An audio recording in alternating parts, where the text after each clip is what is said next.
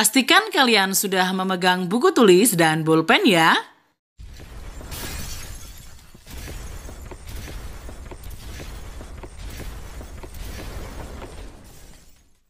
Assalamualaikum warahmatullahi wabarakatuh. Selamat pagi anak-anakku. Guten Morgen. Hopefully all of you will is fine and healthy forever. Welcome again to YouTube channel IPS MTSN 3 Jombang. Baik anak-anakku, hari ini kita akan mempelajari tentang potensi sumber daya alam dan kemaritiman di Indonesia. Sebelum pembelajaran kita mulai, marilah kita membaca basmalah bersama. Bismillahirrahmanirrahim. Alhamdulillah, marilah kita simak video pembelajaran pada hari ini. Always stay tune ya. Anak-anak, pada pertemuan kali ini kita akan membahas tentang potensi sumber daya alam dan kemaritiman Indonesia. Tahukah kalian apakah yang dimaksud dengan sumber daya alam? Sumber daya alam merupakan kekayaan alam yang terdapat di bumi dan dapat dimanfaatkan untuk memenuhi kebutuhan manusia. Menurut pembentukannya, sumber daya alam dibedakan menjadi dua, yaitu sumber daya alam yang dapat diperbaharui dan sumber daya alam yang tidak dapat diperbaharui. Sumber daya alam yang dapat diperbaharui adalah sumber daya alam yang jumlahnya tidak habis karena bisa berkembang biak atau dapat terbarukan. Contohnya hewan, tumbuh-tumbuhan. Sedangkan sumber daya alam yang tidak dapat diperbaharui merupakan sumber daya alam yang tidak dapat diperbaharukan sehingga dapat habis, dan apabila diperbaharukan maka memerlukan waktu yang sangat lama. Contoh minyak bumi, gas alam, batu bara, dan beberapa mineral tambang lainnya. Menurut materinya, sumber daya alam dibedakan menjadi dua, yaitu sumber daya alam biotik dan abiotik. Sumber daya alam abiotik merupakan sumber daya alam yang berasal dari tumbuh-tumbuhan. Contohnya, sumber daya alam biotik itu merupakan sumber daya alam yang berasal dari makhluk hidup. Contohnya, tumbuh-tumbuhan dan hewan. Sedangkan sumber daya alam abiotik merupakan sumber daya alam yang berasal dari benda mati. Contohnya, ada tanah, batu-batuan, dan sebagainya. Menurut letaknya, sumber daya alam dibedakan menjadi dua, yaitu sumber daya alam di daratan atau terestrial dan sumber daya alam di lautan atau akuatik. Sumber daya alam di daratan atau terestrial itu contohnya adalah tumbuh-tumbuhan, hewan, batu-batuan, tanah, dan sebagainya. Sumber daya alam di lautan itu kita bisa melihat ada ikan, berbagai jenis ikan, terumbu karang, kemudian juga berbagai hasil rumput laut dan sebagainya. Baik anak-anak, kita akan lanjutkan tentang potensi sumber daya alam Indonesia. Yang pertama adalah hutan. Pernahkah kalian mengunjungi hutan wisata? Hutan itu merupakan sebuah kawasan yang ditumbuhi dengan lebat oleh pepohonan dan tumbuhan lainnya. Nah, carilah informasi tentang jenis-jenis hutan yang ada di Indonesia. Ini adalah perbandingan luas hutan di Indonesia dan di dunia. Kita berada pada peringkat 9 anak-anak. Yang pertama itu adalah Rusia, yang kedua adalah Brasil, yang ketiga Kanada, yang keempat Amerika Serikat, yang kelima Cina, yang keenam Republik Demokrasi Kongo, yang ketujuh Australia, kedelapan Argentina, kesembilan Indonesia, dan 10 India. Demikian tadi 10 negara dengan luas hutan yang terluas di dunia. Kita lanjutkan ya anak-anak. Potensi sumber daya hutan itu antara lain memiliki kekayaan flora dan fauna dan keanekaragaman hayati. Nah, ini di hutan. Yang kedua, memiliki hasil hutan berupa kayu, buah-buahan, dan obat-obatan.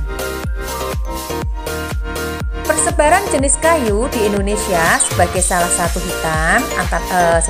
satu hasil hutan antara lain rotan itu dihasilkan di Sumatera Utara dan Sumatera Barat, kayu rasmala dan akasia dihasilkan di Jawa Barat, kayu jati di Jawa Tengah, kayu cendana di Nusa Tenggara, kemudian Pulau Kalimantan menghasilkan rotan, keruing, meranti, dan agatis. Sedangkan Sulawesi menghasilkan meranti, keruing, agatis. Begitu juga dengan Papua menghasilkan meranti, keruing, dan agatis. Bagaimana anak-anak? Ada pertanyaan? Jika kalian punya pertanyaan, silahkan tulis pada kolom komen di bawah video ini. Hutan itu memiliki beberapa fungsi, yaitu 1. Menyimpan air hujan dan mengeluarkannya ke sungai-sungai. 2. Tempat hidup flora dan fauna yang menjadi sumber makanan dan obat-obatan. 3. Mencegah terjadinya erosi. 4. Menghasilkan oksigen dan menyerap karbon dioksida sehingga suhu bumi terkendali. 5. Sumber kehidupan bagi masyarakat, khususnya masyarakat sekitar hutan dari produk yang dihasilkan. Sumber daya alam yang kedua adalah sumber daya tambang. Ini contohnya adalah tambang minyak bumi dan gas alam. Hampir di setiap pengeboran minyak bumi menghasilkan juga gas bumi atau gas alam. Hasil pengeboran gas bumi itu kemudian ditampung lalu dicairkan menjadi LNG. Dan itu menjadi bahan bakar. Nah, coba kalian perhatikan pada gambar ini. Minyak bumi itu terletak di antara dua batuan yang kedap air. Nah, untuk mendapatkan minyak bumi ini maka diperlukan usaha untuk pengeboran minyak. Nah, ini adalah peta persebaran minyak bumi dan gas alam di Indonesia, yaitu Aceh, Riau, Sumatera Selatan, Jawa Barat, Jawa Tengah, Jawa Timur, Kalimantan Selatan, Kalimantan Timur, Maluku, dan Papua. Secara detail, kalian bisa melihat pada tabel berikut ini anak-anak. Ini detail wilayahnya. Yang Sumatera itu Peorela dan Lok Sumawe, Sungai Pakning dan Dumai, Pelaju Sungai Gerong dan Muara Enim. Di Jawa itu ada Jatibarang, Majalengka, kemudian Wonokromo, Delta Sungai Brantas, Cepu, dan Cilacap. Di Kalimantan ada di Pulau Tarakan, Balikpapan, Pulau Bunyu, Sungai Mahakam, Rantau, Tanjung, dan Amuntai. Sedangkan Maluku berada di Pulau Seram dan bagian Tenggara. Papua berada di Klamono, Sorong, dan Babu. Kita lanjutkan ya anak-anak. Tambang yang kedua adalah batu bara. Batu bara merupakan bahan bakar fosil yang terbentuk dari tumbuh-tumbuhan yang mati dan kemudian tertimbun selama jutaan tahun. Indonesia merupakan negara penghasil batu bara terbesar ke-6 di dunia dengan cadangan 0,5% dari cadangan di dunia dan jumlah produksi 246 juta ton. Indonesia menjadi negara pengekspor batu bara terbesar di dunia dengan tujuan ekspor diantaranya adalah Hong Kong, Taiwan, Cina, Korea Selatan, Jepang, India, Eropa, dan Italia. Ini contoh gambar batu bara anak-anak seperti arang ya.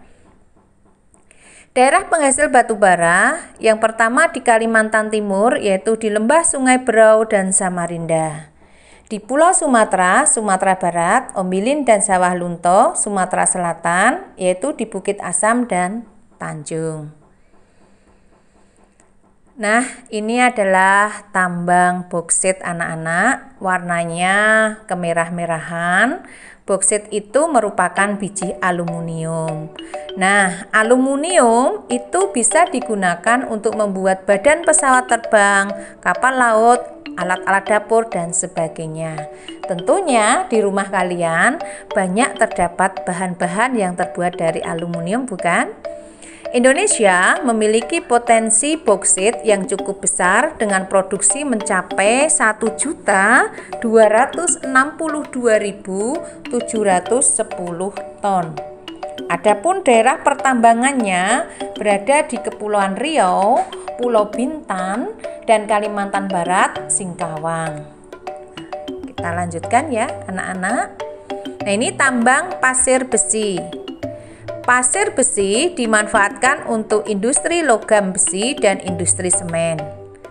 Daerah pertambangannya antara lain di Cilacap, Sumatera, Lombok, Yogyakarta, Gunung Tegak Lampung, Pegunungan Verbek Sulawesi Selatan, dan Pulau Sebuku Kalimantan Selatan. Hasil tambang lainnya adalah emas. Nah, kalian tentu mengenal emas dengan baik ya anak-anak. Logam emas merupakan cadangan kekayaan negara. Selain itu, logam emas bisa dijadikan perhiasan, uang logam, barang kerajinan, dan harta simpanan. Daerah pertambangannya di Jawa Barat, Papua, Kalimantan Barat, Nanggro Aceh Darussalam, Sulawesi Utara, Riau, dan Bengkulu. Daerah tambang emas yang terbesar di Indonesia adalah di Papua, di daerah Timika yang diusahakan oleh PT Freeport. Nah, ini adalah peta persebaran tambang emas di Indonesia, yaitu Nanggro Aceh Darussalam, Riau, Bengkulu, Jawa Barat, Kalimantan Barat, Sulawesi Utara, dan Papua. Kita lanjutkan ya anak-anak. Sekarang kita akan membahas tentang potensi kemaritiman. Indonesia merupakan negara kepulauan dengan luas laut di Indonesia mencakup 2/3 dari seluruh luas wilayah Indonesia, sekitar 5,8 juta kilometer persegi.